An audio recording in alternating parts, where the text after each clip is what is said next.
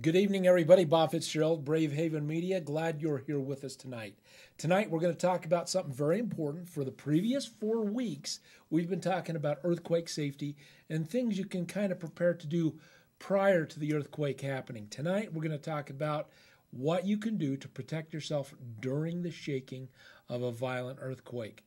Now, we want to thank our sponsors, West Valley City Fire Department, for making this program possible for you tonight. We hope that you've had a wonderful holiday season. Hope you've had a very Merry Christmas and a Happy New Year. And we are looking forward to going into the new year and having a great time. Now, we've got on the screen up here, we've got our toll-free number. It's 800-716-9841. We'd love to hear from you. So at any time during the program, go ahead and call that number and give us a jingle and tell us what you're thinking about, what's important to you, and what you would like to see on our programming in the future. We're coming to you live, and so with a live program, there's always a few bugs that happen and a few things that go on right. And right now, one of the things that is going to happen is I am going to do a status update on Facebook for all of our friends. And there we go.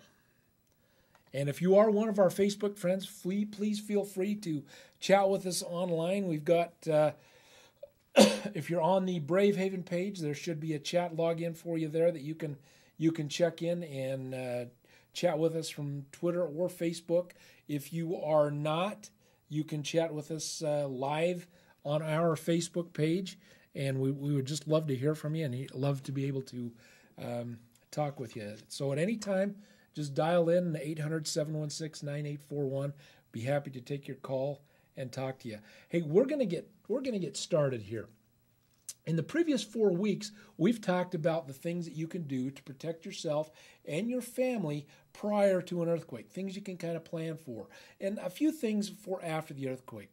We've talked about go bags and safety kits and making the safety plan and inspecting your home and all of those things. Tonight, we're going to talk about something just a little bit different. We're going to talk about what you actually do during an earthquake. And one of the things we're going to talk about, there's a controversy out there, and I didn't really realize that it was a controversy until I started doing some research. But there's a program out there called the Triangle of Life. And we're going to talk a little bit more about that program and some of the fallacies that come with that program. And it kind of goes against some of the things that we're talking about. And I'll explain that more later in the program. But right now, we're going to talk to you tonight about protecting yourself during an earthquake. We're going to talk about the drop, cover, and hold on method as the tried and true method. And we'll talk about those things. It's a brief broadcast, so if you have a question at any time, please feel free to call in, and we would love to take your call. So I'm going to start the prompter going here just so I can keep my thoughts in order, and we'll get going. All right. So tonight, talking about drop, cover, and hold on. Now, the previous episodes have concentrated on getting ready for the next big earthquake. What should you do during and after an earthquake? That's where we're going to talk about right now. Now, the area near the exterior walls of a building is the most dangerous place to be. Windows, facades, and architectural details are often the first parts of a building to collapse. So you want to avoid those areas. To stay away from this danger zone, stay inside if you're inside, and outside if you're outside. In other words, stay put. Now, if you are indoors, we recommend to you that you drop, cover, and hold on. Drop to the floor, take cover under a sturdy desk or a table, and hold on to it firmly. Be prepared to move with whatever object you're holding on to until the shaking stops. Now, if you're not near a desk or a table, drop to the floor against the interior wall and protect your head, neck, and with your arms, kind of like that. You should avoid exterior walls, windows, any hanging objects, mirrors, tall furniture, tall appliances, and kitchen cabinets. With those kitchen cabinets, there's glass and a lot of things like that. Don't go outside while the shaking is going on. If you're in bed, stay in bed, hold on, and just stay right there. Protect your head with a pillow. You're a lot less likely to be injured by staying where you are. Broken glass on the floor has caused injury to those who have rolled to the floor or tried to get to doorways. Now, in a high-rise, drop, cover, and hold on. Again, avoid windows and other hazards. Don't use the elevators, and don't be surprised if sprinkler systems or fire alarms activate. Now, if you're outdoors, move to a clear area if you can do that safely. You should avoid power lines, trees, signs, buildings, vehicles, and other hazards. If you're driving, pull to the side of the road if you can. Stop, set the parking brake. Avoid any overpasses or bridges or power lines or other hazards. Now stay inside the vehicle until the shaking is over. If a power line falls on the car, stay inside until a trained person removes the wire. Now, a lot of people say, head for the doorway.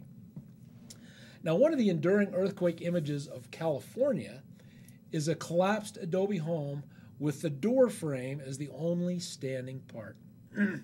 From this came our belief that the doorway is the safest place to be during an earthquake.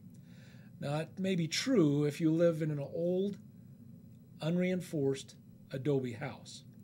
In modern houses, doorways are no stronger than any other part of the house. You're safer under a table. Now, what if you're at a stadium or an outdoor outing or a theater? You should stay in your seat, protect your head and neck with your arms, and don't try to leave until the shaking is over. Then walk out slowly, watching for anything that could fall in the aftershocks that surely will follow. Now, if you're by the ocean, drop, cover, and hold on until the shaking stops. You should estimate how long the shaking lasts. If severe shaking lasts 20 seconds or more, immediately evacuate to higher ground, as a large wave or a tsunami might have been generated by the earthquake. You should move inland about 2 miles if possible, or to land that's at least 100 feet above the sea level. And you should do that immediately. Don't wait for an official to issue a warning. Now, you should walk quickly rather than drive. This was so you can avoid traffic and debris and other hazards. Now, some may live below a dam or be camping below a dam, and dams can fail during a major earthquake. Catastrophic failure is unlikely, but if you live downstream from a dam, you should know the flood zone information and have prepared an evacuation plan. Now, that is kind of my prepared statement, so to speak, for tonight, but I want to talk to you for a minute about this triangle of life. We mentioned that at the beginning of the program, and you know that there was an email sent out about the triangle of life and saying how holding on, dropping, holding on is not safe. It is safe. The theory that this triangle of life puts out there is that the building is going to pancake collapse, and in a pancake collapse, you're going to get crushed.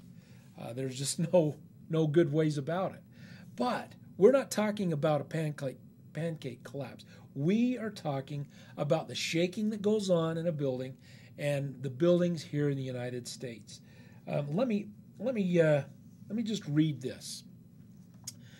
In recent years, an email has been circulating which describes the alternative to the long-established drop, cover, and hold on advice.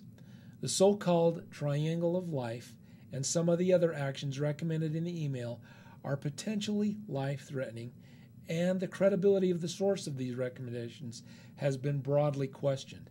And that's true. I went to Snopes and looked this up, and boy, they really hammered the person that is claiming all of these things as he's touting himself as an expert, and Snopes is one of those things that kind of calls BS or searches urban legends and stuff like that. And they kind of call BS on this guy's methodology and his research. The research that they did is they went to Turkey and found a building that was going to be demoed, and they collapsed it. And then they did a search to see where the survivable voids were. Well, the problem is They took out the main support, so the building collapsed in a pancake. So that's boom, boom, boom, boom, layer on layer on layer. And that rarely happens in an earthquake. I'm not saying that it doesn't happen, because it does. But what I am saying is that it rarely happens, and it is such a thing that you really, this drop, cover, and hold on is a much better option. Here are some of the things from the triangle of life. It says, advice, always get next to a table rather than underneath it. That's based on wrong assumptions by the study. Here's some of the assumptions. Buildings always collapse in earthquakes. Wrong, especially in developed nations. And flat pancake collapses are rare anywhere. When buildings collapse, they always crush all furniture inside. Wrong. People do survive under furniture or other shelters like that. Here's another one. People can always anticipate how their building might collapse and anticipate the location of survivable void spaces. That is wrong. The direction of shaking and unique structural aspects of the building make this nearly impossible. And during strong shaking, people can move to a desired location. Again, that is wrong. Strong shaking can make moving very difficult and dangerous. You're better off covering where you're at, you dropping to the floor and covering. If you don't drop to the floor in a violent earthquake, it's going to drop you to the floor. So beat it to the punch, drop to the floor, crawl or inch your way towards a safe object or under a safe object, and do that. Another thing that the triangle of life touts is if you're in a car, to get out and lay down next to it. That is terrible, terrible advice. If you get out of your car and you lay down next to it, that car is not anchored to the ground, and it will bounce, and it can run over you while you're laying next to it. So anyway, those are just some basic safety tips. This is Bob Fitzgerald from Brave Haven Media, and thanking West Valley City Fire Department for being our sponsor tonight. And we hope that everybody out there is being safe. Now we ask you to pass this video along to your friends, and if you would like, give us a call, 800-716-9841. We'd love to hear from you and talk to you. So this is Bob Fitzgerald from Brave Haven Media saying good night and God bless.